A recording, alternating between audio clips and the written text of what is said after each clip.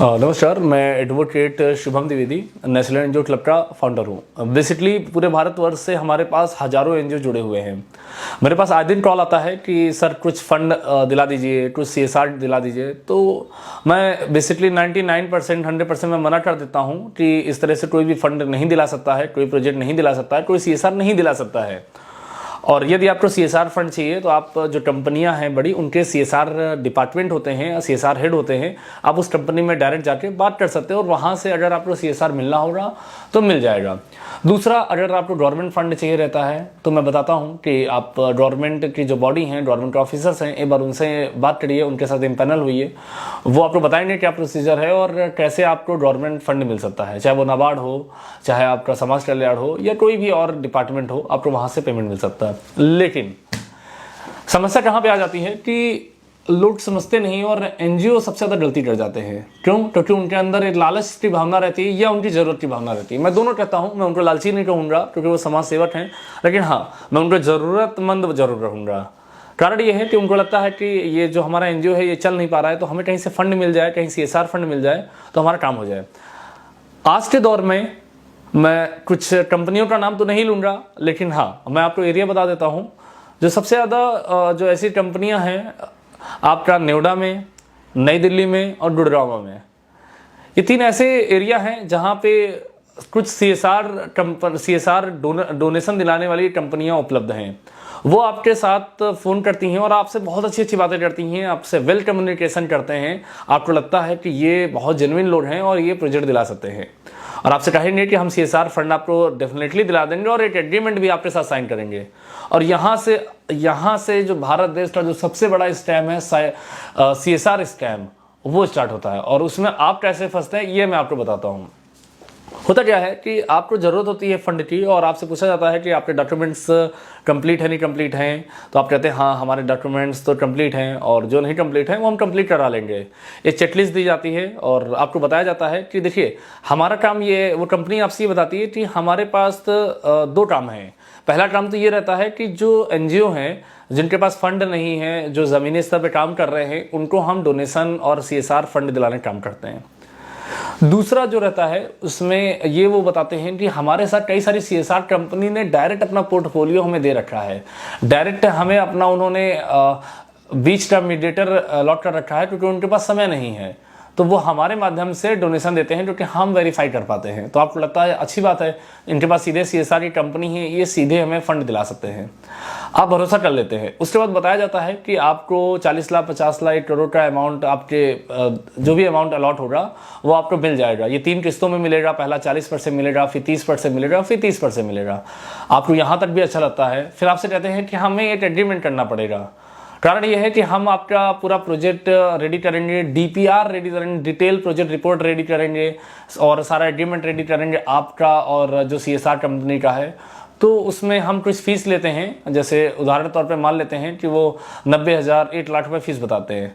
कई कंपनी बताती हैं कि 50% आप हमें अभी दे दीजिए और 50% जब आपका डीपीआर रेडी हो जाएगा और आपको जब साइन करना होगा तो फिर आपको रेडी करना रहेगा और तब साइन करना रहेगा। तो आप भरोसा कर लेते हैं कि हाँ ठीक है, और 50% अमाउंट 45,000 90,000 रुपये 70,000 रुपये आप उनको दे देते हैं। और उसके बाद पता चलता है कि कुछ दिनों तक वो आपके डॉक्यूमेंट्स वगैरह रेडी करते हैं, प्रोजेक्ट भी बनाते हैं, बाकायदा ये प्रोजेक्ट भी बनाते हैं। लेकिन वो प्रोजेक्ट जो रहता है वो सभी को वो एक ही प्रोजेक्ट बना लेते हैं और अलग अलग सर्कुलेट करते रहते हैं और दिखाते रहते हैं, देखिए हमने आपका प्रोजेक्ट बहुत अच्छा बनाया है और बहुत जल्दी आपको फंडिंग मिल जाएगी। लेकिन वो फंडिंग नहीं मिलनी है।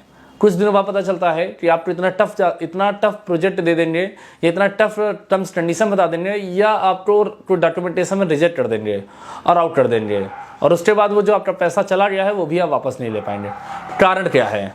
कारण वहाँ पे ये है कि आपको डर रहता है कि जो आपने एग्रीमेंट उनके साथ साइन किया था और उस एग्रीमेंट में लिखा हुआ था, तो वो एग्रीमेंट तो हिसाब से तो मैं गलत हो गया, मैं प्रोजेक्ट नहीं कर पा रहा हूँ, या वो प्रोजेक्ट के लिए मैं काबिल नहीं हूँ, या मैं उनसे कैसे टेस्ट करूँ। तो आपको मैं बताना चाहूँगा कि अगर आप किसी भी कहीं भी आप एग्रीमेंट करते हैं, किसी से भी एग्रीमेंट करते हैं, तो वो रजिस्टर्ड एग्रीमेंट होना चाहिए और बाय द कोर्ट होना चाहिए। और उसमें स्टाम्प एक्ट 1908 का पूरा पालन होना चाहिए, सारी स्टाम्प ड्यूटी पेड होनी चाहिए। वो रजिस्टर्ड एग्रीमेंट होता है, कोर्ट में आपको बुलाया जाता है और रजिस्ट्रार के यहाँ पे आपका बकायदा फोटो खींचता है, आपका थंब इम्प्रेशन लगता है, 2 विटनेस होते हैं, सामने आप होते हैं, दूसरी तरफ दूसरी पार्टी होती है और पूरा एक प्रॉपरली एक एग्रीमेंट होता है। जैसे भी यहाँ पे आने वाले समय में अगर कुछ ऐसा वायलेशन होता है या एग्रीमेंट कैंसिल होता है तो आप क्लेम कर पाएंगे, कंप्लेन कर पाएंगे। हाँ, अगर आपने ऐसा नहीं किया तब भी आपको डरना नहीं है, तब भी आपको अपने नियरेस्ट पुलिस स्टेशन में जाके कंप्लेन लिखानी है कि आपके साथ प्रोजेक्ट के नाम पे, सरकार के डटान के नाम पे ऐसा आपके साथ ठगी की गई है। इससे सामने वाली कंपनी को सबक मिलेगा। तो भारत देश में साइबर जो इस समय CSR स्कैम है वो बढ़ रहा है, तो यहाँ ध्यान देना है। कुछ दिल्ली की ऐसी कंपनियाँ हैं, मैं फिर से नाम नहीं लूँगा, लेकिन आप समझ जाएंगे क्योंकि आपके साथ निश्चित रूप से या तो फ्रॉड हो चुका होगा अभी तक, और या फिर अगर आपके साथ फ्रॉड हुआ तो नीचे जरूर लिखे कमेंट में कि कैसा फ्रॉड आपके साथ हुआ है और कैसे आपने कंपनी ने बेवकूफ़ बनाया है, जिससे लोग अवेयर हो पाए। दूसरा, अगर आपके साथ फ्रॉड नहीं हुआ तो आपके पास कॉल जरूर आया होगा।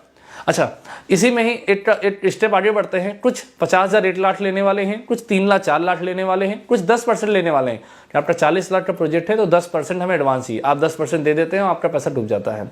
कोर्ट कचहरी पुलिस सब होता रहेगा, लेकिन आपका पैसा मिलने में शायद बहुत समय लग सकता है अगर आप लड़े, और नहीं लड़ते हैं तो पूरा पैसा आपका चला गया। इसी में दूसरा क्या होता है कि आपको बताया जाता है कि आपकी जो NGO की डिटेल्स हमें मिली है और उसमें हम आपको डोनेशन देने के लिए रेडी हैं, लेकिन 5,000 10,000 रुपये की फ़ीस है, आप हमारी ईयरली दे दीजिए और उसके बाद हम आपको 40 लाख 30 लाख का डोनेशन दिला देंगे, एग्रीमेंट भी करेंगे। वो भी आपका पूरा का पूरा फ्रॉड है, पूरा का पूरा फेक है। कोई भी आपको डोनेशन CSR का नहीं मिलने वाला है। मैं फिर से बता रहा हूँ, ये जितने भी लोग अपनी दुकानें चला रहे हैं, जितनी भी कंपनियां चला रही हैं और जो CSR डोनेशन दिलाने के नाम पे फ्रॉड कर रही हैं, इनसे आपको दूर रहना है। किसी की बात पे भरोसा नहीं करना है। अगर आपको लगता है कि आपको CSR फंड की ज़रूरत है तो मैंने बताया कि कोई भी CSR कंपनी आपसे किसी भी तरह का 1 भी रुपया चार्ज नहीं करती है प्रोजेक्ट देने के लिए। चाहे वो आपका भारत पेट्रोलियम हो, चाहे IOCL हो, चाहे PCRA हो, चाहे अन्य कोई भी बड़ी कंपनी हो, 1 भी रुपया नहीं लेते हैं। और आप उनके वेबसाइट में जाके आवेदन कर सकते हैं। अगर आपको लगता है कि आप वेबसाइट पर नहीं कर पा रहे हैं तो आप डायरेक्ट जाके डिपार्टमेंट में CSR हेड से मिलिए और वहाँ से आप प्रोजेक्ट के लिए अप्लाई करिए। वो आपको बता देंगे कि यू आर एलिजिबल और नॉट, तो ये आप वहाँ पे कंफर्म कर सकते हैं। गवर्नमेंट से फंड लेना है तो आप डायरेक्ट गवर्नमेंट की वेबसाइट्स होती हैं या गवर्नमेंट के डिपार्टमेंट्स होते हैं, आप वहाँ पे ऑफिसर से मिलकर आप वहाँ से फंड या ग्रांट के लिए अप्लाई कर सकते हैं। मैं फिर से कह रहा हूँ, किसी भी कंपनी के झांसे में मत आइए। कंपनियाँ इस समय भारत देश में पूरे इंडिया में सबसे ज़्यादा साउथ में और नॉर्थ ईस्ट में वो बेवकूफ़ बना रही हैं। वो आपके पास कॉल करती हैं, पहला क्वेश्चन यही रहता है कि क्या आप कोई प्रोजेक्ट कर रहे हैं, प्रोजेक्ट नहीं कर रहे हैं, CSR प्रोजेक्ट कर रहे हैं, नहीं कर रहे हैं, कोई बात नहीं, मैं आपको प्रोजेक्ट दिला दूंगी। वो ऐसे बोलते हैं और आपको लगता है कि हाँ ये लोग जेन्युइन है, बहुत अच्छे से बात करेंगे, वेल कम्युनिकेशन रहेगा, लेकिन वो आपके साथ CSR स्कैम कर रहे होंगे। भारत देश में CSR स्कैम बढ़ता चला जा रहा है, तो आपको अवेयर रहना है और आपको सावधान रहना है।